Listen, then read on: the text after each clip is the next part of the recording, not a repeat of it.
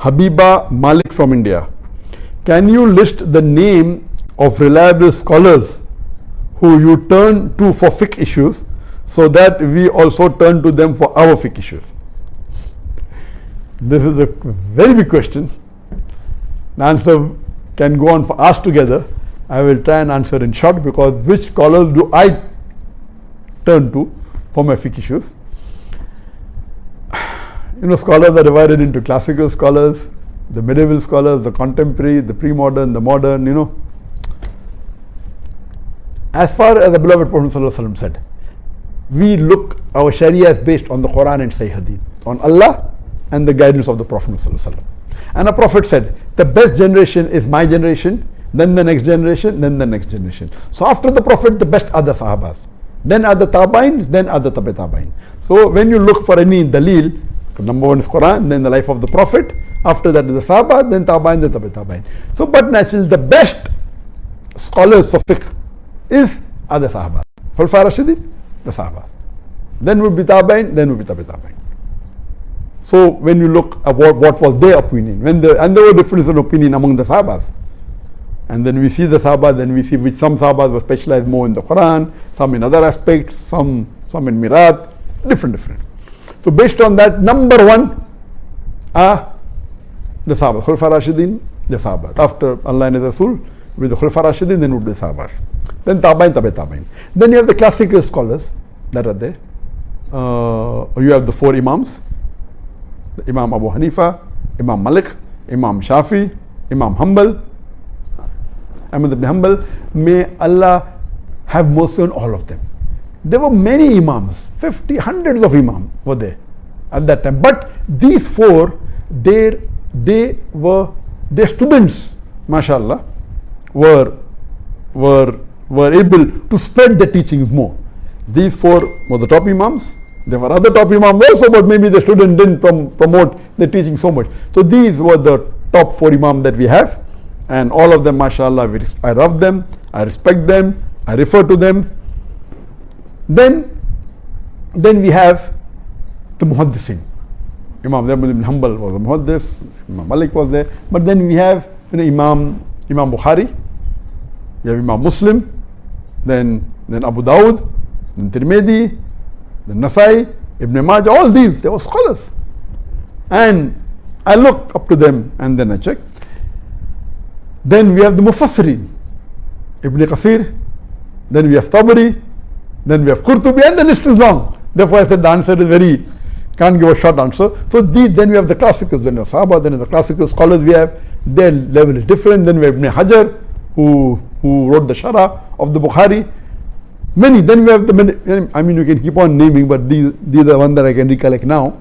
Then we have the medieval scholars, a few centuries later. Then we have Ibn Taymiyyah. Then we have Imam An-Nawawi. Then we have, after a few hundred years, we have Ibn Taymiyyah, mashallah, a great scholar. Then Imam Ibn Jawzi, several. Then coming down the line, we have the recent scholars. You call them contemporary scholars, or you call them the modern scholars. I have divided this into two levels, in two parts. One, which were the few decades earlier and are not living any longer, and one which are living. In between there are many other scholars I did not name, but what I could recollect. In those scholars, in the recent few decades but are not living, I would that I appreciate and I look forward is the Sheikh Ibn Uthaymeen, Sheikh Nasruddin Albani, Sheikh bin Baz, and unfortunately these three great scholars of our time, when we started doing Dawah earlier, they expired within a span of few years, in the late 90s or the early 2000s. And after that, at that time, that I believe one of the best scholars living that time was Abdullah ibn Jibreen, Sheikh Abdullah ibn Jibreen.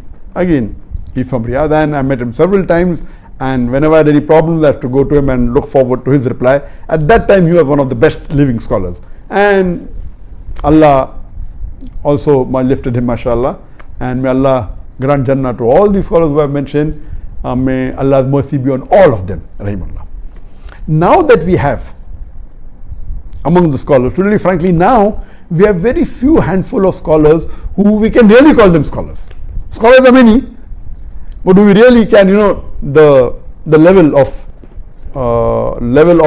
fiqh and the level of intelligence and the way to reply and to analyze. According to me, one of the best scholars today living, or two best scholars, one would be Sheikh Muhammad Hassan Addadu. He's from Mauritania, but since the past few years he's living in Turkey, in Istanbul, and I've been meeting him for several years. Alhamdulillah, the last I met him was at the KL summit, and before that when I was in Turkey. He is one of the best living Islamic scholars in the world, as well as Sheikh Abdul Aziz At-Turaifi.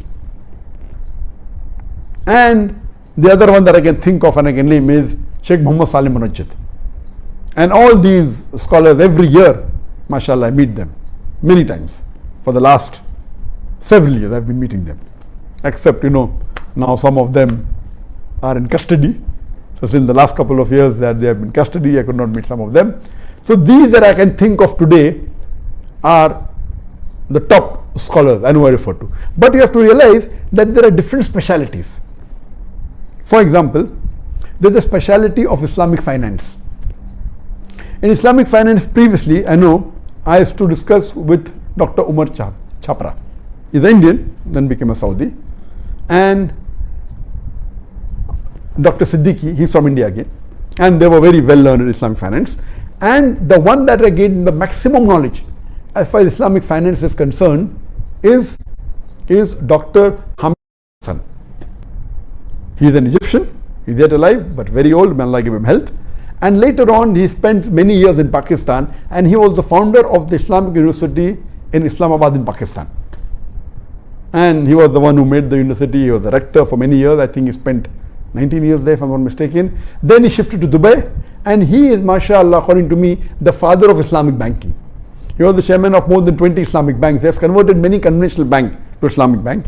And the maximum knowledge that I gained when I sat with him for hours together, we also invited him to Bombay for the Islamic Peace Conference, I think in 2007 or 2009, I don't remember.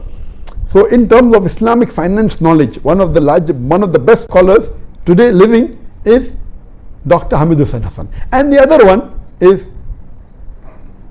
Mufti Taqi Usmani. MashaAllah, Maulana Mufti Taqi Usmani is also a great scholar. These two scholars are one of the highest in the field of Islamic finance. He's from Pakistan, and I met him a couple of times when he came to Malaysia. MashaAllah, he has great knowledge. And what we find that in finance, the Hanafi fuqaha, the Hanafi scholars have done more advanced research on Islamic finance as compared to others. So each one has its speciality. So in finance, but natural, I would believe more in Mufti Taqi Usmani or Dr. Hamid Hussain Hassan than Sheikh Dadu, because that is their speciality. Each field, like in Loga, according to me, one of the best person, according to me, is Dr. Fa Abdurrahim. Dr. Fa Abdurrahim, originally an Indian, then shifted to Saudi Arabia, and he was the head of the Loga department in the starting when Loga department for non-Arab started in the Islamic University of Medina. And when I tried to find which is the best teacher I can learn with, someone told me it is Fa Abdurrahim. I said, how will this person give me time? So I went there, and I was shocked. He said, I was there. The lecture you gave a few weeks back in Medina, I was there sitting in the first row. So mashallah, he agreed to give me 5 hours every day, and we were supposed to spend 6 months. So that's the time I took out my Iqama, my Saudi resident permit in the year 1997. And unfortunately, I could spend hardly about 3.5 weeks with him. There was some important issue in India, I had to go back. So for 3 weeks, mashallah, I sat with him 5 hours a day, immediately after the Zohar Salah up to the end of Maghrib.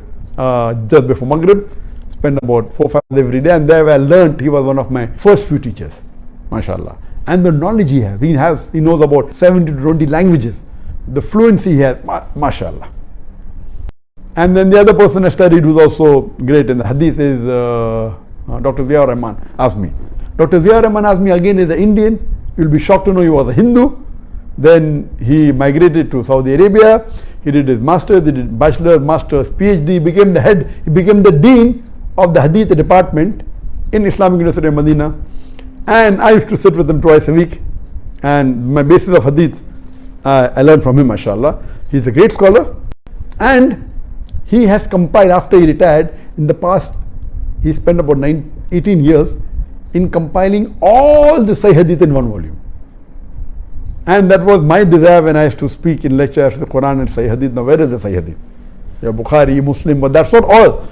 So what he did, he spent about 15 to 20 years and compiled all the Sahih Hadith in one volume and called it Jami Kamil. And that's printed in 12 volumes. There's a Mukhtasar version of it, which is in 5 volumes, and we are translating it into English. And when I say Quran and Islam, all, even if not 100%, you can easily claim that more than 95% of the Sahih Hadith are there. And then this Hadith is also then Bukhari, chapter number so and so, volume number so and so, also then Muslim, also then Abu Dawud. So all the Sahih Hadith you can find in that. So there are other scholars in the field of science, is there, like Dr. Musleh, he specialized in science. Then you Abdul Majid Asindani in science. So there are various, in terms of fiqh issues, as I told you, that there are many scholars, there are other scholars also. There are many, like Sheikh Saad Nasr al-Shetri, he's also a great scholar. But the one that I really appreciate amongst all of them is Sheikh Muhammad Hassan al-Daddu, Sheikh Abdullah al-Tarifi, and Sheikh Muhammad Saleh al-Munajjid. And what Sheikh Muhammad Saleh al-Munajjid has done, that mashallah, he has his own website, Islam Q&A, which is the most popular Islamic website in the world and most popular site for fatwa. If you have any questions, the best answer you can get is go to Islam Q&A. It's in 14 languages. Hope this answer is in short. It's a very short answer. You can elaborate for hours together on this.